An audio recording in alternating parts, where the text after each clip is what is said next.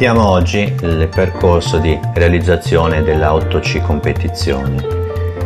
È stato dato un brief iniziale partendo come concetto dalla 33 stradale, un riferimento storico per Alfa. Vediamo ora ogni singola fase partendo dai primi bozzetti.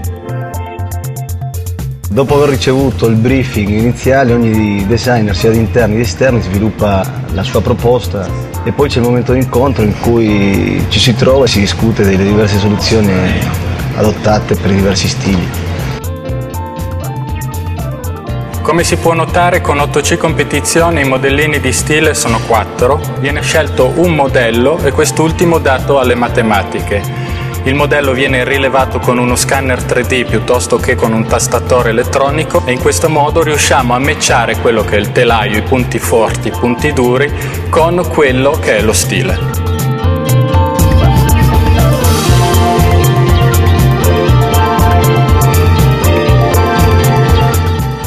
La matematica è importante sia a livello di stile, per un processo virtuale che ci consente di verificare la bontà del modello, sia per un processo di ingegneria che ci permette di valutare se il modello è conforme al progetto che stiamo sviluppando. Questo metodo, che viene applicato a tutte le vetture di produzione, è stato utilizzato anche per lo sviluppo del progetto 8C competizione. L'Alfa 8C passa in fresa e finalmente viene vista in scala reale 1 a 1.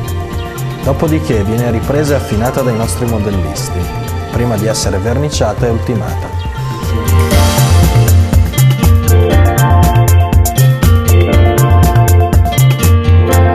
L'unicità e la purezza della 8C competizione si manifestano anche per la scelta dei colori e dei materiali, come ad esempio questo rosso molto profondo, unico per questa vettura.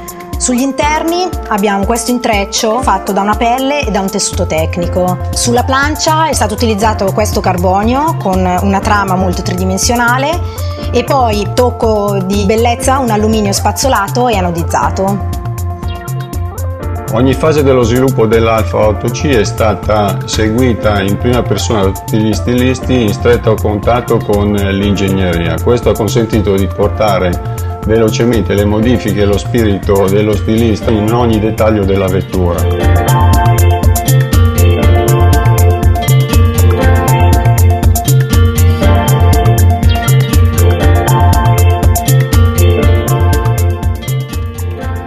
Alfa Romeo, nel corso degli anni, ci ha regalato delle automobili che hanno saputo emozionare il cuore e far volare la mente.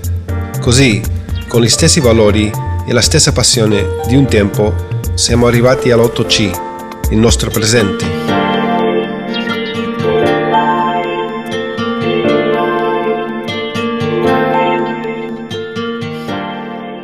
Ma c'è ancora molto nel nostro e vostro futuro.